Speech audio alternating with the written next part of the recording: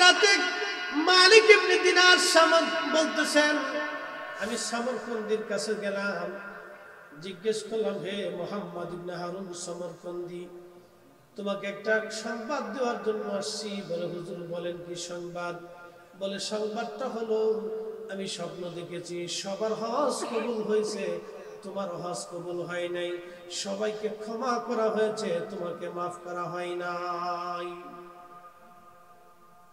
Attention, আমার দিকে তাকাবেন, কথাটা অল্পতে শেষ করে দিচ্ছি, আর কথা বাড়াবো না, রাত বেশি হয়ে গেছে।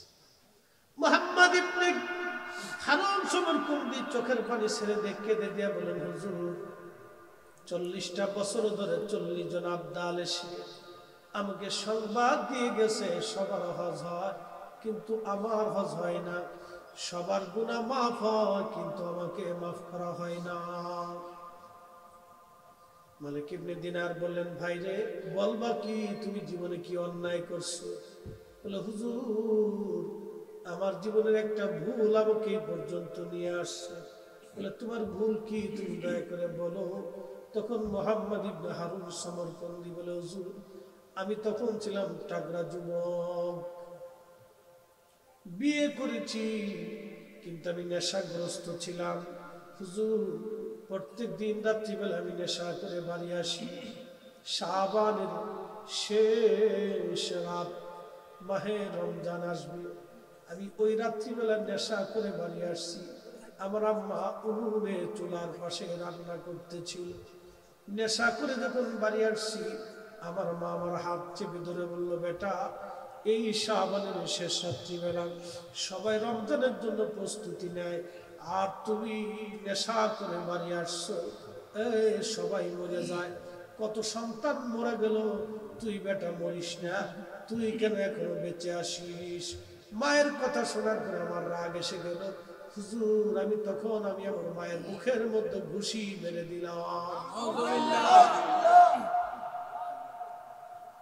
মাকে যখন আঘাত করছি, মা রাগান্বিত হয়ে আমাকে বকাঝকা শুরু করলেন। মায়ের বকা সহ্য করতে না পেরে হুজুর মাকে জাপটে ধরে ধাক্কা দিয়ে আমি আগুনের মধ্যে ফেলে দিয়েছি।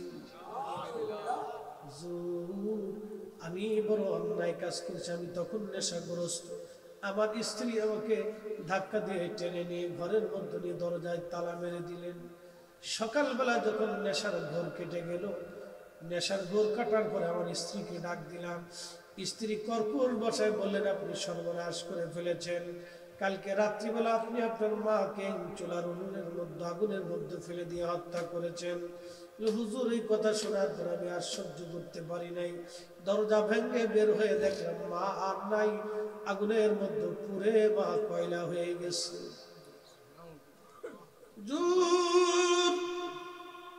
এই দৃশ্য করে দেখার পরে আমি নিজেকে আর সহ্য করতে পারলাম না। আমি তওবা করলাম, আমার মাকে আমি দাফন কাফন করলাম, স্ত্রী থেকে জুদা হলাম, তালাক নিলাম, তালাক দিলাম, আমার সমস্ত সম্পদগুলি আল্লাহর রাস্তায় দান করলাম। আমার যত দাসী বাদী আছে আমি সব আজাদ করে দিলাম, মুক্ত করে দিলাম। নিজ হাত দিয়ে যে হাতে মাকে মারছিলাম, ওই হাতটা আমি নিজে হাতে কেটে ফেলে দিয়েছি। হুজুর দেখেন আমার ডান হাত কাটা। যদি আল্লাহ মাফ করে, গলার মধ্যে চামড়া কেটে এখান দিয়ে শিকল ঢুকাইয়া পায়ের সাথে বেঁধে রাখছি, 40টা বছর নিজেকে শাস্তি দিতেছি, যদি আল্লাহ মাফ করে। হুজুর 40 বছর 40 জন আবদাল এসে আমাকে বলছে আমার ক্ষমা হয় নাই। আজকে 40তম বছরে আপনি এসে বললেন আমার ক্ষমা হয় নাই। হুজুর 40 বছর ধরে আমি আল্লাহর কাছে মাফ চাইতেছি, 40 বছরেও আমার আজ ক্ষমা হলো না। বুঝে বাড়ি যাবেন, ওয়াজ শুনে নিয়ে বাড়ি যাবেন। তাবারক শুধু নিয়ে যাবেন না, ওয়াজটা বাড়ি পর্যন্ত নিয়ে যাবেন। এক আল্লাহর ওলির বাস্তব জীবন থেকে বলতেছি। মুহাম্মদ ইবনে হারুন সমরকন্দি কাদের বলে, হুজুর 40টি বছর ধরে আমি মাকাম ইব্রাহিম সারা রাত্র জেগে জেগে নামাজ পড়ি, সারাদিন আমি রোজা রাখি, 40 দিন পর পর আমি পেট ভরে খাবার খাই। হুজুর আমার ক্ষমা হয় নাই, আমার কি কোনোদিন ক্ষমা হবে না? মালিক ইবনে দিনার কেঁদে দিয়ে বললেন, বেটারে কি সর্বনাশ করলি, তোর কি করে ক্ষমা হবে বল?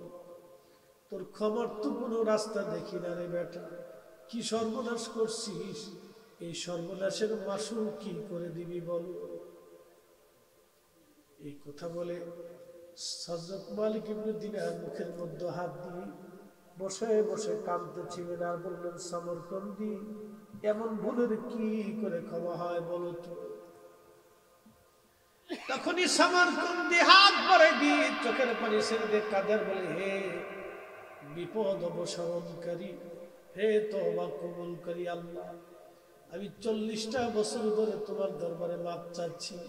আমি বিনিময়ে এমনি মাপ চাই না, নেকের বিনিময়ে মাপ চাচ্ছি।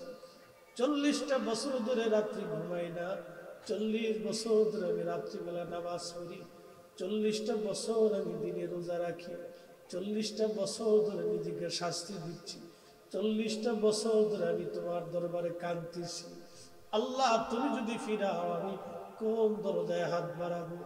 আল্লাহ তুমি যদি ফিরাও আমি কোন দরজায় হাত বাড়াবো? আল্লাহ তুমি মাফ না করলে আমি কোথায় মাফ পাবো?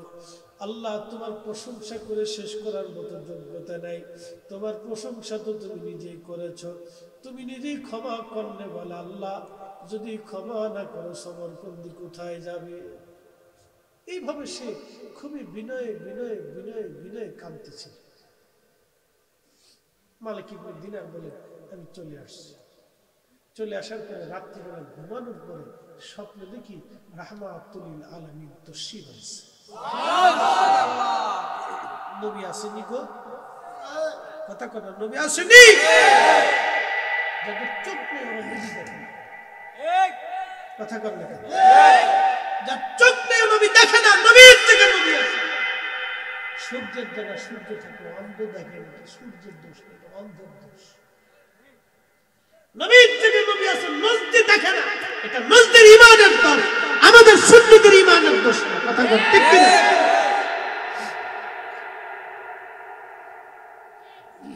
আল্লাহ নবী বলেন, মান রাআনি ফিল মানামি ফাকাদ রাআলাহা, স্বপ্নে আমাকে কেউ যদি দেখে, বাস্তবে আমি নবীকে দেখছে। আমি নবী নিজে দেখা দিলাম, আমি নবী কথা বললাম, আমি নবী নিজে গেছি, ছবি যাই নাই। আল্লাহর নবী স্বপ্নে এসে মালিক ইবনে দিনারকে বললেন, মালিক রে, কে তোমাকে আল্লাহর রহমত থেকে বান্দাকে মাহরুম হতে বলেছে বলো? তুমি কেন খোদার রহমত থেকে বান্দাকে জুদা করো? আমার দেশের একদল আছে, খালি খালি উপবাস করবে, নামাজের পরে দোয়া না করলেও চলে, না করলেও চলে, না করলেও চলে। ওরা আল্লাহর রহমত থেকে বান্দারে দূরে সরায়, ওরাই হলো শয়তানের দালাল।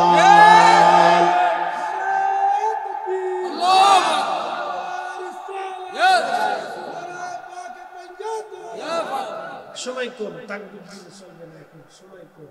শোনেন, যারা আল্লাহ রহমত থেকে বান্দারে জুদা করে গেল শয়তান। বুঝলে বুঝপাতা, না তেজপাতা, কিচ্ছু করার নেই। বুঝে বাড়ি পর্যন্ত যাবেন মা, এটা কারো বিরুদ্ধে না, এটা হকের পক্ষে। যদি হক বলতে যায় সবাই বিরুদ্ধে চলে যায় তো চলে যাবে, কিচ্ছু করার নেই। কথা ঠিক কিনা? আমরা চাবো কার কাছে? দিবে কে? রহমত কার হাতে? মাগফিরাত কার হাতে? চাইলে তোমার শরীর জ্বলে কে? তার মানে বোঝা গেল শয়তানের দুলাভাই খালি নাকি? খালাতো ভাই, মামতো ভাই, জ্যাঠাতো ভাই, ফুফাতো ভাই, যাই করে ওর জ্বলে কে?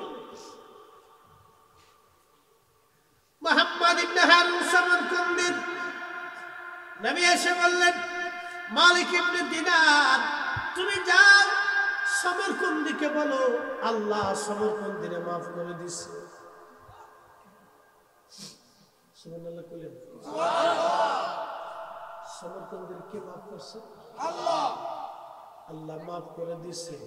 তবে এবার আসে, তবে তার মায়ের সাথে নাফরমানি সে করেছে, অন্যায় করেছে। কিয়ামতের মাঠে আল্লাহর আদালত বসবে, যেদিন সিংওয়ালা সিং ছাড়া প্রত্যেকটা প্রাণীর বিচার হবে। শুধু মানুষের বিচার নয়, গরু ছাগলের বিচার হবে, হাঁস মুরগি ভেড়া বকরির বিচার হবে। বলে হুজুর মুরগির বিচার কেমনে হবে? উত্তর পাড়ার মুরগি দক্ষিণ পাড়ার মুরগিরা ঠুকাইছিল, কিয়ামতের ময়দানে ওই মুরগা বলবে আল্লাহ আমারও মারছিল। আল্লাহ বলবে তোমরা যেইভাবে ঠকাইছিল, ঠকিয়েছিল, মারছিল, তুমি সেইভাবে তারে কামড়ায় দাও। আল্লাহর এইরকম বিচার কিয়ামতের মাঠে হবে। গরু গরুরে বলবে গরু আল্লাহ উত্তর পাড়ার গরু আমারে মারছিল, আল্লাহ বলবে তোমরা যেইভাবে গুতাইছিল তুমি সেইভাবে গুতাইয়ে দাও। নবী আমার ডেকে বলে মালিক ইবনে দিনার, কিয়ামতের মাঠে আল্লাহ প্রত্যেকটা প্রাণীর ফয়সালা করবে।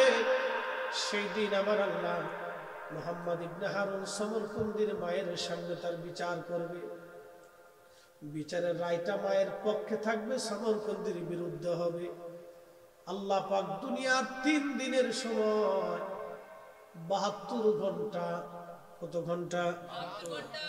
দুনিয়ার 3 দিনের সময় 72 ঘন্টা টাইম আল্লাহ পাক সমরকন্দিরে মায়ের পক্ষে ফয়সালা দিয়ে আল্লাহ তাকে জাহান্নামের আগুনের মধ্যে নিক্ষেপ করে দিবে। 3 দিন পর্যন্ত তাকে জাহান্নামের আগুনে কঠিন, জটিলত কঠিন শাস্তি আল্লাহ তাকে দিতে থাকবে। তারপরে 3 দিন পরে মায়ের অন্তরে মায়া লাগবে, মায়ের সুপারিশে আল্লাহ তাকে মাফ করবে। আল্লাহু আকবার। কার সুপারিশ? কথা কর না কেন? কার? কার? কার? বলেন না, মায়ের সুপারিশে মাফ করবে। ঠিক। আল্লাহর ফয়সালা। অতএব বান্দার হক নষ্ট করে কেউ যদি বুজুর্গ সাতবার সাম কার হবে? এটা বলবে। কুমিল্লার মুসলমান মায়ের সাথে নাফরমানি করার জন্য আমার আল্লাহ সমরকন্দির এরকম বিচার করবেন, তারপরও ক্ষমা হবে না। 3 দিন জাহান্নামের আগুনে তাকে জ্বলতেই হবে। কারণ মার সঙ্গে নাফরমানি করেছে। ওগো মা, তুমি এ ধরনের শ্রেষ্ঠ নিয়ামত তোমারই পদ তলে রয়েছে জান্নাত, তোমারই পদ তলে রয়েছে জান্নাত। 40 বছর ধরে, এত বছর ধরে ইবাদত করলে একজন লোক, আল্লাহর বান্দা, মাকাম ইব্রাহিম হাতিমে কাবায় 40 বছর একটানা মাফসা, 40 বছর একটানা ইবাদত। তারপরও আমার আল্লাহ তারে 3 দিন জাহান্নামের আগুনে পোড়াবে, শুধু মায়ের সাথে নাফরমানি করার জন্য। যুবক কুমিল্লাবাসী, আপনাদেরকে বলে যাচ্ছি, আর না গো বন্ধু, আর না। মক্কার ইমাম হলেও কাজ হবে না, ইমাম হলেও কাজ হবে না। যত বড় বুজুর্গ হন, মায়ের সেবা ছাড়া জান্নাত মিলবে না, মায়ের হক আদায় না করলে জান্নাত মিলবে না। আজকে থেকে নিয়ত করে যাবেন, রব যতদিন বেঁচে থাকবো মাকে কষ্ট দেব না। আমার নারী সমাজকে বলবো, বোন আপনাদেরকে বলতেছি, যেই ঘরে আপনি যাবেন ওই ঘরের বৃদ্ধ মা এবং বাবা যারা থাকবে, নিজের মায়ের মতো মনে করে তাদের সেবা করে যাবেন। আল্লাহর কসম করে বলি, জীবনে শান্তি হবে, সংসারে আমার আল্লাহ বরকত দিয়ে দিবে। আল্লাহ তৌফিক দিক, সকলে বলেন আমিন।